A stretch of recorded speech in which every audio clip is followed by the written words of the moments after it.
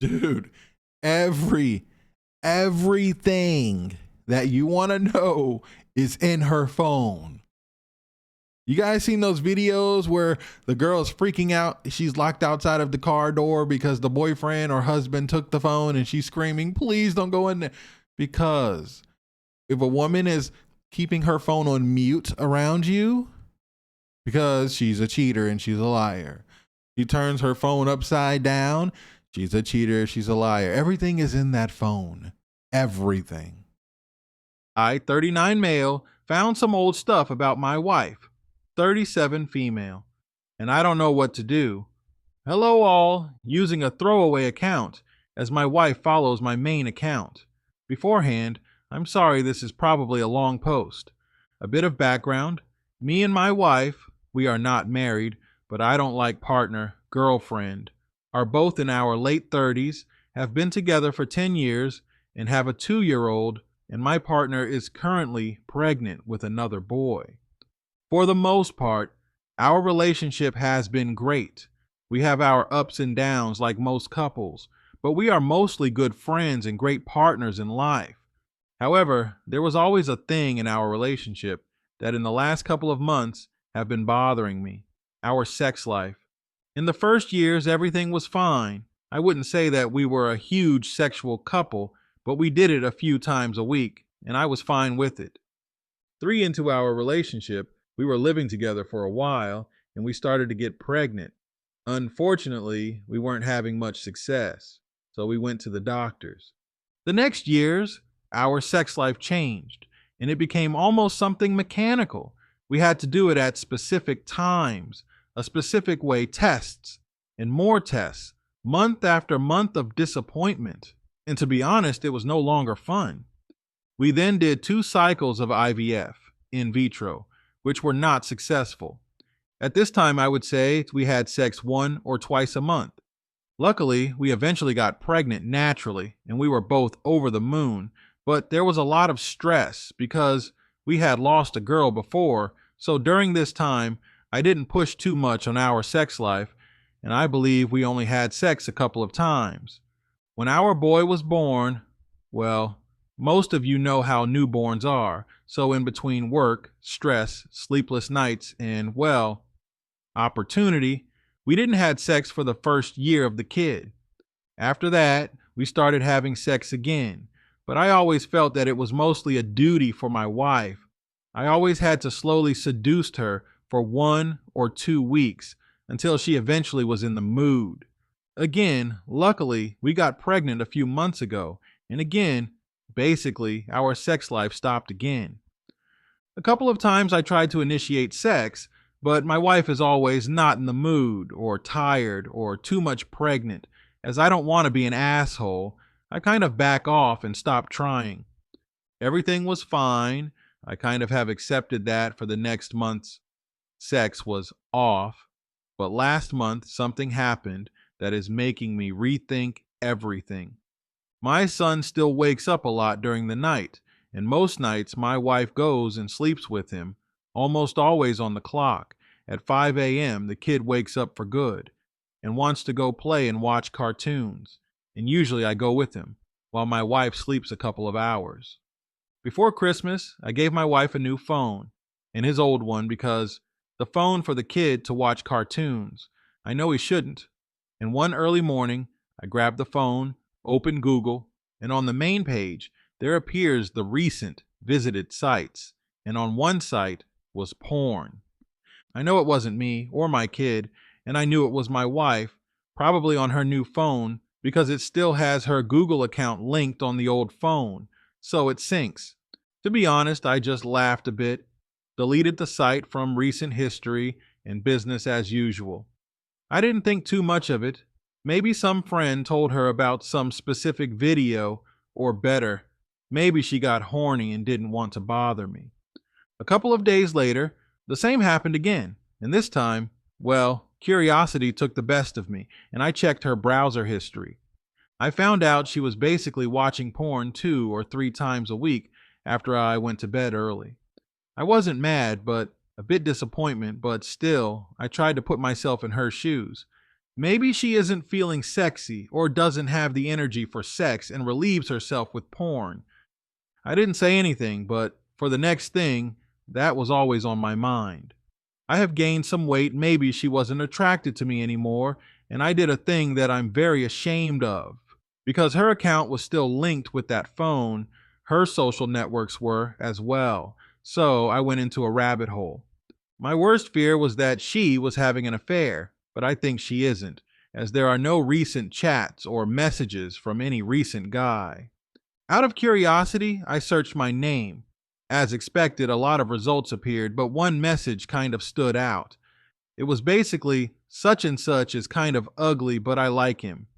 I opened it, and it was a chat with the girlfriend from 10 years ago, when we met each other and were still friends. I read a few more messages, and it was like a punch. She was basically telling her friend that I was ugly, that I didn't have the good body, but I was a nice guy. I searched for who was, and I discovered it was a guy she was with for a few months before me, and that before him, she was with her official ex. When we started our relationship, she told me that she was single for 2 years. Now I discover that in the 12 months before me, she was with at least 2 guys. I checked the chats with Y and her ex and find out they were still talking for the first 2 or 3 years of our relationship. To be honest, the conversations are not that interesting, but maybe it's my head, but I kind of find a hint of flirting here and there. Another thing that bothers me is that reading a bit of the chat with that girlfriend, she looks much more sexual than she is in our 10 years. She talks about all the marathons she does, the positions she tries, even anal, something she told was off limits. Maybe it is girl talk. I don't know. With all this, my self-esteem plummeted. I feel ugly, unattractive, betrayed, and to be honest, used. To be honest, these last weeks, I've just tried to be alone as much as possible. I've been staying late at work. I've woke up more in the middle of the night and moved to the sofa. I really don't know what I'm going to do. The only good part of this is that I've kind of felt an urge to get back in shape and been hitting the gym more often. Thanks a lot for taking the time to read. What would you do in this situation? Update. Hi all. I'm not really sure what is the correct process to do a follow-up, but since I've been receiving some messages about my situation, here is an update on my last post. First, I would like to tell all of you that although I haven't replied to most of comments or messages, I did read them. I just wasn't in a great place mentally. Now for the update. The day I did the post and the day after, I was probably extra down, and my partner noticed it and kept asking me what was wrong. At night, after our boy went to sleep, she asked again, and I could no longer hold it. I told her what I did and what I had found. It wasn't pretty. She started crying and basically yelling at me about going through her phone, which I understand. She never talked about what I found, just about how mad and disappointed she was with me. Since she is pregnant and was getting stressed and nervous, I didn't push it too much. She went to bed after, and I stayed in the couch. The next 24H, she didn't talk to me.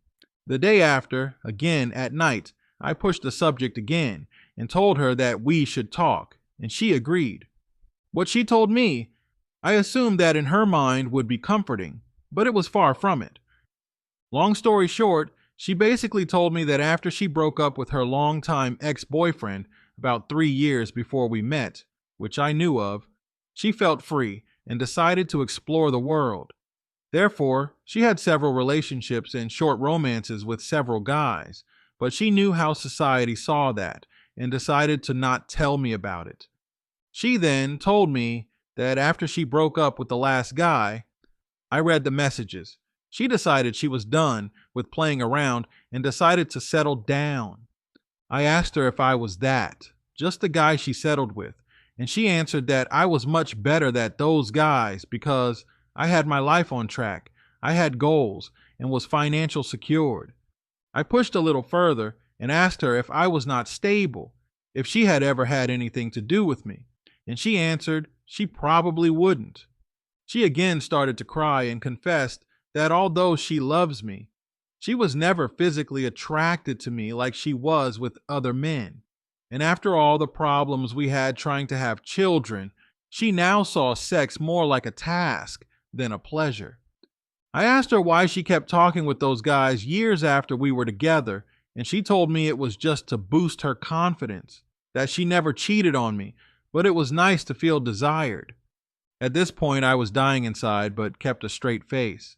She asked me to go sleep with her, but I told her I needed some time to process, and I stayed in the sofa again. I didn't sleep at all, and during that night, I think I've accepted that the person I fell in love with was just an illusion.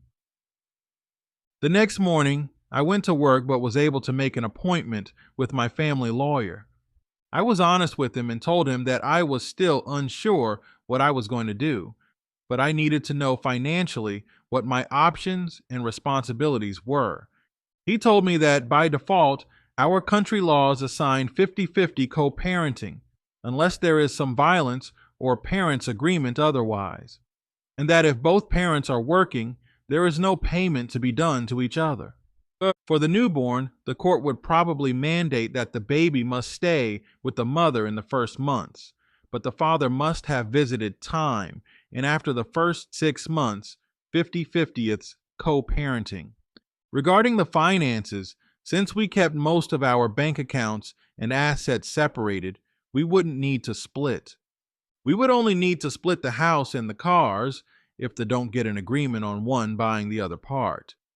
Here, I would lose, since most were paid by me, but we would need to split 50-50ths. I stayed working late that day, slept on the sofa again, and the next day before leaving for work, I told my partner that I needed some time and would be staying a couple of days at an hotel. During this time, my partner kept calling and sending me messages, but I just told her we would talk in a few days. To be honest, I just needed some time alone to get drunk and sleep. When I got back home a few days later and we talked again, I told her that I knew what I did was wrong and that I have no problem with her having a bit of a fun phase, but that I was really hurt about she not being attracted to me and me just being a stable guy. I also told her that I still hasn't decided what I would do, but that for the time being I couldn't see her as my loving partner anymore, but if she was okay with it, we could start counseling and see where things go in the future. So, this is our current situation. We had 2 sessions now, and to be honest, they haven't helped much, but we will continue. My partner has tried to be more affectionate and tried a few times to have sex, but I declined and told her I was not ready for it. I've also started to spend more time away from home, spending more time at the gym, having fun with my boy, going for dinner with friends and colleagues, etc. I still love my partner, but I can't look at her the same way.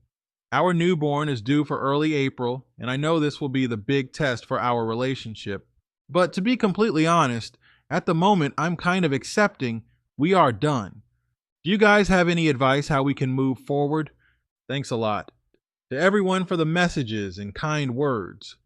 Let's see comments. I'm sorry, man. This one truly sucks. Your relationship has been a lie. For the rest of your life, you'll live knowing the person you're having sex with is giving you duty sex because she feels obligated, not because she lusts for you. Man, you're 39. You've still got half your life left. Bite the bullet. Cut your losses. Don't raise children in miserable homes because it bleeds down onto them. You both deserve happy relationships. Your partner has a track record for pretty much lying and omitting things. And you can't rebuild on that because the foundation was never genuine. The grass isn't always greener, but on rare occasions like yours, it certainly will be. Literally, this. I'm honestly so irritated reading about people who get with others because they are the safe option. It's vile. They're literally stealing away a potential lifetime of happiness from someone because they are selfish. OP, you deserve so much more than what your wife has given you. She's a selfish liar. Don't basically end your life of joy to stay with her and be miserable. Good luck. If it makes you feel better, this post is likely fake because the original post, the guy says specifically that they are not married. Yet here he is talking about getting a divorce and splitting assets through a lawyer, which wouldn't need to happen if they were never married.